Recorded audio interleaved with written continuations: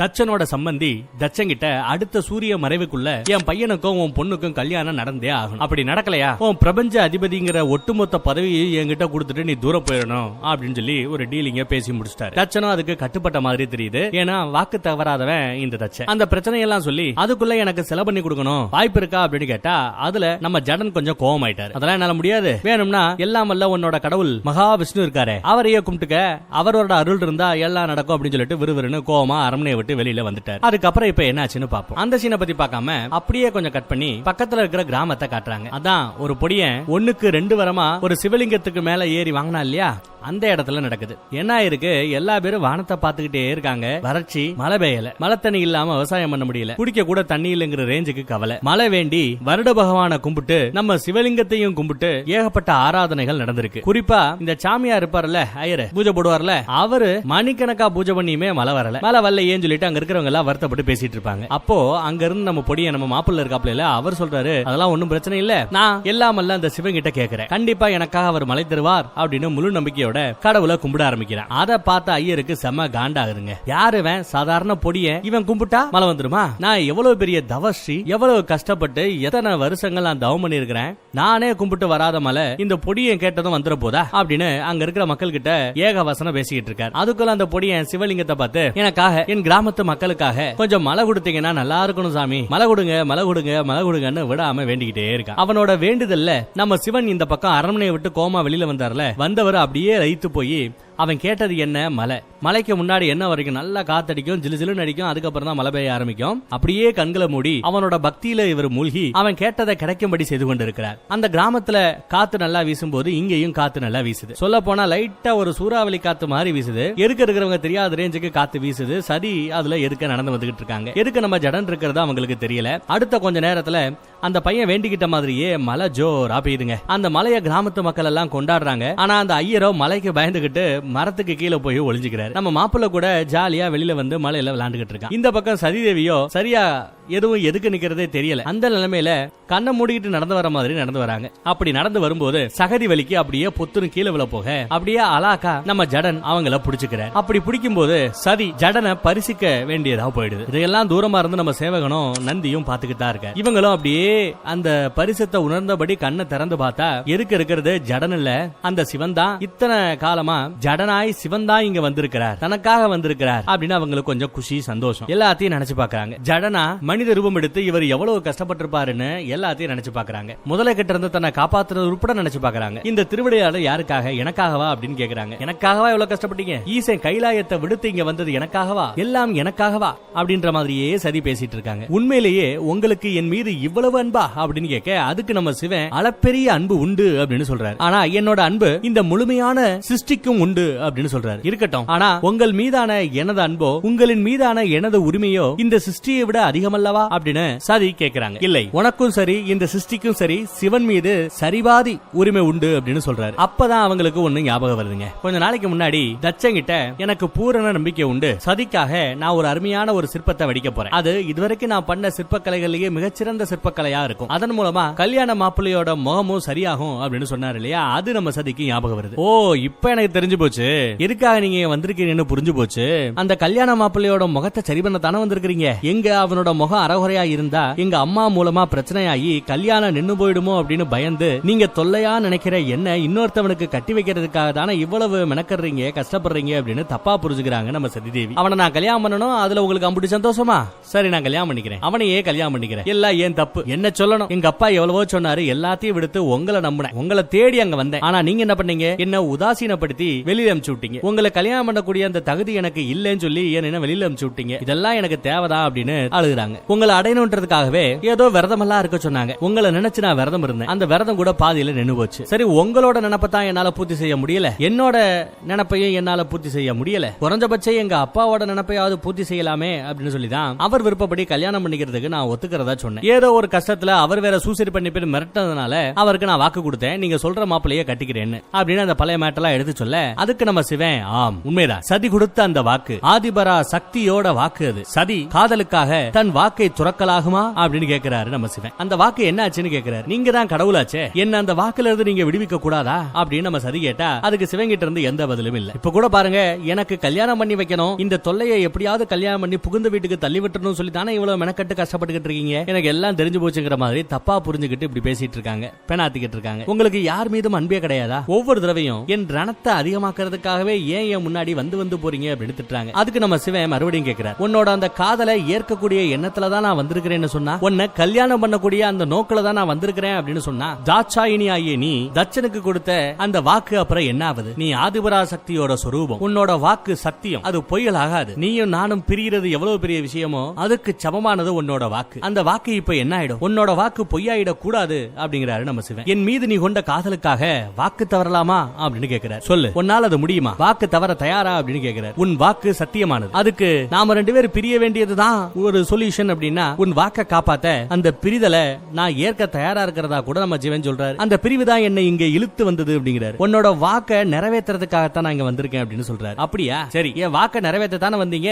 வாங்க, எவ்வளவு முடியுமோ அவ்வளவு சீக்கிரம் என்ன கண்ணானம் கண்டிக்க போற சத்வீசனோட அந்த முகத்தை சரி பண்ணுங்க. சரி பண்ணிட்டு வந்த வேலை முடிஞ்சதுக்கு கூலி வாங்கிட்டு போயிட்டே இருங்க அப்படிங்கிற மாதிரி சரி கொஞ்சம் கோவமா பேசிடுறாங்க. நீங்க எப்ப என்ன தொல்லைன்னு முடிவு பண்ணீங்களோ அப்பயே யாரையாவது ஒரு ஆளை கட்டிக்கிட்டு உங்களை மறக்கணும்னு நான் முடிவு பண்ணிட்டேன். அதுக்காக தான் முகம் கொஞ்சம் கொடூரமா இருந்தாலும் பரவாயில்லன்னு உங்களுக்காக நான் அந்த கொடூரமான மனுஷனை கட்டிக்கிறதுக்கும் தயாராயிட்டேன். என் வாழ்க்கையை இங்க நான் பலியா கொடுக்கிறேன். யாருக்காக? தட்சனுக்கு கொடுத்த அந்த வாக்குக்காகவும் உங்களை காதலிச்ச அந்த பாவத்துக்காகவும் என் வாழ்க்கையை நான் பலி கொடுக்க போறதா சொல்லி அழுகுறாங்க. இருந்தாலும் உங்களுக்கு நான் கொடுத்த வாக்குதான் முக்கியம், என்னோட காதல் முக்கியம் இல்ல. சரி, அப்படி என்றால் நான் திருமணத்துக்கு சம்மதிக்கிறேன். அந்த சத்வீசனையே நான் கல்யாணம் பண்ணிக்கிறேன். அவன் முகத்தை கூடிய விரைவில் சரி பண்ணி கொடுங்க. அவன் தான் என் புருஷன் ரேஞ்சுக்கு பேசுறாங்க. பூமியே ரெண்டா பொளக்கிற மாதிரி இருக்கு. சதிக்கும் சிவனுக்கும் நடுவுல இருக்கிற அந்த இடைவெளி பல மடங்கு கூடுன மாதிரி இருக்கு. லைட்டா ஷேக்கே ஆகுது. அந்த இடைவெளிக்கு மத்தியில இருந்து நிலநடுக்கத்துல கீழே இருந்த கற்கள் எல்லாம் அப்படியே மேடாகி மேல வந்துருச்சு. அதே சமயம் மழை வேற பெஞ்சு ஓஞ்சதுனால ராஜா ராணி எல்லாரும் வெளியில வராங்க. வெளியில இருந்து வந்து என்னாச்சு சதி என்னாச்சு அப்படின்னு ஓடி வந்து விசாரிக்கிறாங்க. அப்படி விசாரிக்கும் போது சதி பதில் சொல்றதுக்கு முன்னாடியே நம்ம சிவன், நம்ம ஜடன், நீங்க தேடிக்கிட்டு இருந்த அந்த கல்லு கிடைச்சிருச்சு. இனி உங்களோட எதிர்கால மாப்பிள்ளையோட முகத்தை சரி பண்றதுல எந்த பிரச்சனையும் இருக்காது. ரொம்ப சிறப்பா முகத்தை சரி பண்ணிடலாம் அப்படிங்கிற மாதிரி சொல்றாரு. அதை கேட்ட ராஜாக்கும் சரி ராணிக்கும் சரி அவ்வளவு சந்தோஷம். இருந்தாலும் தட்சனுக்கு ஒரு டவுட். நாளைக்கு சூரிய மறைவுக்குள்ள சிலையை செஞ்சிட முடியுமா, என் மாப்பிள்ளையோட முகத்தை சரி பண்ணிட முடியுமா அப்படின்னு டவுட்ல கேட்க, அது எல்லாம் என் கையில இல்ல, உங்க பொண்ணோட கையில தான் இருக்கு. இன்னைக்கு ராத்திரி அவங்க என் கூட இருக்கிறது அவசியம். அவங்க கற்பனையில தன்னோட வருங்கால கணவனை நினைச்சு அப்படியே என் முன்னாடி நிக்கணும். அவங்க நினைப்புல இருக்கிற அந்த உருவத்தை நான் அப்படியே செதுக்கணும். எல்லாம் எவ்வளவு முடியுமோ அவ்வளவு வேகமா நான் செஞ்சு பிடிக்கிறேன் அப்படின்னு சொல்ல தட்சனுக்கு ரொம்ப சந்தோஷங்க. அதை கேட்ட அம்மாகாரிக்கு அம்புட்டு சந்தோஷம். நான் கூட உங்களை தப்பா நினைச்சிட்டேன், என் பொண்ணை வளைச்சு போட்டுருவீங்களா நினைச்சேன். ஆனா பரவாயில்ல, என் புருஷனோட மானத்தை காப்பாத்துறதுக்காகவும் அதிகாரத்தை காப்பாத்துறதுக்காகவும் என் பொண்ணோட கல்யாணத்துக்காகவும் நீங்க இவ்வளவு மெனக்கறத பார்த்தது எனக்கு ரொம்ப சந்தோஷம். நான் உங்களை தப்பா நினைச்சதுக்கு என்ன மன்னிச்சுக்கங்கன்னு மன்னிப்பு கேட்கற ரேஞ்சுக்கு மேட்டர் போயிடுச்சு. அப்புறம் இன்னைக்கு ராத்திரி சிலைய செதுக்க ஆரம்பிக்கிறதுக்கு முன்னாடி இந்த கல்லை வச்சு ஏதோ ஒரு அபிஷேகம் ஆராதனை எல்லாம் செய்யணுமா. அதுவும் யார் செய்யணும்? நம்ம சதி செய்யணுமா. ஏன்னா சதி பயங்கர அதிர்ஷ்டக்காரி. அவ பிறந்ததுக்கு அப்புறம் தான் எல்லா விதமான சுகபோகங்களும் இவங்களுக்கு கிடைச்சிச்சு. சோ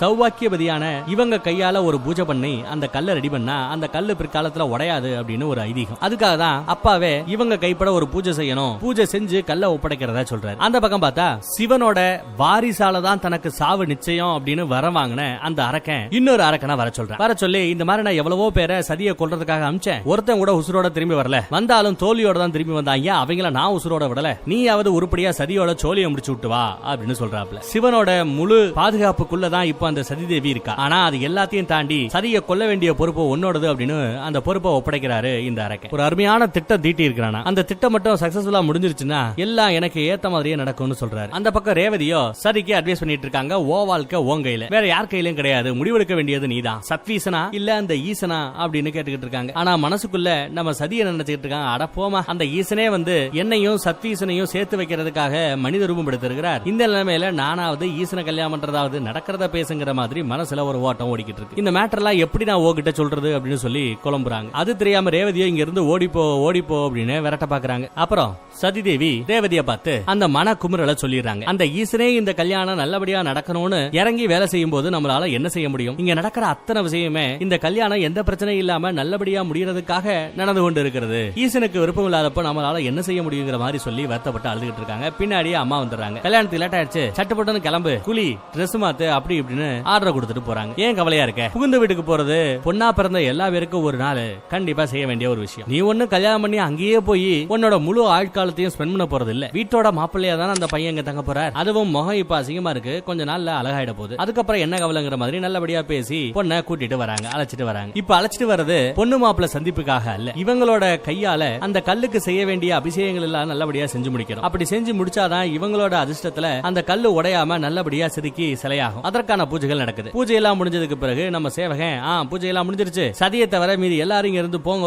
போங்கப்பா போங்க அப்படின்னு சொல்லி எல்லாரையும் வெளியே அனுப்பிக்கிறார். சதியும் சிவனும் மட்டும் இப்ப தனியா இருக்காங்க. ஜடனும் அந்த சிலையை செதுக்க ஆரம்பிச்சிட்டாரு. அப்ப நம்ம சதி ஒரு கேள்வி கேக்குறாங்க. இப்ப நான் பாத்துக்கிட்டு இருக்கிறது வெறும் கனவா அல்ல நினைவா? நீங்க இப்ப செதுக்கிட்டு இருக்கீங்களே அது உங்களோட கனவுக்கு உசுறு கொடுத்துட்டு இருக்கீங்களா இல்ல எங்க அப்பா தச்சனோட கனவுக்கு உசுறு கொடுத்துக்கிட்டு இருக்கீங்களா? எல்லாம் உங்க விருப்பப்படியும் எங்க அப்பா விருப்பப்படியும் தான் நடந்துகிட்டு இருக்கு அப்படின்னு அழுதுகிட்டே சதி தேவி சொல்றாங்க. நான் ஏற்கனவே இதை பத்தி உங்ககிட்ட சொல்லிட்டேன் சதி, நீ அளித்த அந்த வாக்கை நிறைவேற்றுறதுக்காகத்தான் உனக்கு துணையா நான் இங்க வந்திருக்கிறேன் அப்படின்னு சொல்ற. நீ மடமடன்னு வந்த வேலையை பார், மனசுல ஓ வருங்கால புருஷனை நினைச்சுக்கோ, அவனோட முகத்தை நல்லா நினைச்சுக்கோ. நீ கற்பனை பண்ணாதான் உன்னோட நினைவுல அவனோட முகத்தை நிறுத்தினாதான் என்னால இங்க சிலையா அந்த ரூபத்தை வடிக்க முடியும், செய் பிளீஸ் அப்படின்னு கேக்குறாரு. சதியும் முயற்சி பண்றாங்க, கண்களை மூடி அப்படியே முயற்சி செய்யறாங்க. ஆனா தடுமாற்றம் இருக்கு. ஏன்னா கண்களை மூடுனதுமே அவங்களுக்கு மறுபடியும் வந்து போறது ஈசனோட ரூபம் தான். என்ன பண்ணணும் தெரியாம முழிக்கிறாங்க. மறுபடியும் முயற்சி பண்றாங்க. சதியும் சிவனும் சேர்ந்தாப்புல இருக்கிற அந்த ரூபம் கனவுல வந்து போகுது. இவர் ஆட்டுக்கு இந்த பக்கம் செருக்கிட்டே இருக்காரு. சதியை பார்த்து மறுபடியும் முயற்சி பண்ண சொல்றாரு. உன் நினைப்புல இருந்து அந்த சிவனை அறுத்து எரிங்கிறாரு. சிவன் உன் மனசுல இருக்கிற வரைக்கும் சத்வீசனோட உருவத்தை உன்னால நினைவுல நிறுத்த முடியாது, ஈசனை தூக்கி எரி அப்படின்னு ஈசனே சொல்றாரு. சரி, ஈசனை கூட என்னால தூக்கி போட்டுற முடியும், ஆனா இன்னொரு ஆடவனை என் மனசுல என்னால நினைச்சு நிப்பாட்ட முடியாது அப்படின்னு சொல்றாங்க. நான் வாக்கு கொடுத்தது, எங்க அப்பனுக்கு வாக்கு கொடுத்தது, அவர் சொல்ற மாப்பிள்ளைய கட்டிப்பேன் அப்படின்னு மட்டும் தான் வாக்கு கொடுத்திருக்கேன். ஆனா என் மனசுல இருந்து அந்த ஈசனை தூக்கி எரிவேன்னு நான் ஒன்னும் வாக்கு கொடுக்கலையே. நான் யார கட்டிக்கிட்டாலும் எங்க வாக்கப்பட்டு போனாலும் என் மனதில் அந்த ஈசன் மட்டுமே இருப்பார் அப்படின்னு ஒரு பெரிய குண்ட தூக்கி போடுறாங்க நம்ம சதிதேவி. கேட்ட நம்ம சிவனுக்கு பயங்கர ஷாக்கு. என்ன இப்படி சொல்றாளே, எங்கயாவது கல்யாணம் பண்ணி நல்லபடியா இருப்பா, நம்மள மறப்பா அப்படின்னு நம்ம சிவன் நினைச்சா, இங்க உல்டாவா நான் யார கல்யாணம் பண்ணாலும் ஒன்னதாயா நினைப்பேன் அப்படின்னு சொல்றாங்க. இந்த உலகமே அழிஞ்சாலும் அழியுமே ஒழிய என் நினைவில் இருந்து அந்த சிவன் மட்டும் அழிய வாய்ப்பே இல்லைன்னு தெரிஞ்சுமே ஏன் என்ன இப்படி இந்த மாதிரி சித்திரவதை பண்ணிக்கிட்டு இருக்கீங்க, அடுத்தவனை நினைக்க சொல்லி ஏன் என்ன கொடுமைப்படுத்திக்கிட்டு இருக்கீங்க அப்படின்னு நம்ம சதிதேவி கேட்கிறாங்க. எனக்கு நல்லா தெரியும், என் கற்பனையோட திறன் இல்லாம என்னோட நினப்புல அவனோட ரூபத்தை நிறுத்தாமையே உங்களால சத்வீசனோட சிலைய சிறப்பா செதுக்க முடியுங்கிற உண்மை எனக்கு தெரியும். சிலவடிக்கிறதா உங்களோட நோக்கம் அப்படின்னா தாராளமா நீங்க அந்த சிலையை செய்யலாம். ஆனா சும்மா என்ன வச்சுக்கிட்டு நான் நினைச்சாதான் சிலையை செதுக்க முடியும் அப்படின்னு சும்மா சீன் போடாதீங்க. இன்னும் ஒரு கணம் கூட என்னால இங்க இருக்க முடியாதுன்னு சொல்லிட்டு விறுவிறுன்னு அங்க இருந்து கிளம்பி போக ஆரம்பிச்சிட்டாங்க நம்ம சதிதேவி. சிவனோட உண்மையான நோக்கம் என்ன அப்படிங்கிறது எனக்கு இந்த செகண்ட் வரைக்கும் புரியல. உங்களுக்காவது புரியுதா? புரிஞ்சா அது என்ன ஏதுங்கிறத கொஞ்சம் கமெண்ட்ல சொல்லுங்க. ஏன்னா மீதி கதையை நம்ம நெக்ஸ்ட் எபிசோட்ல பார்க்க போறோம். தேங்க்யூ.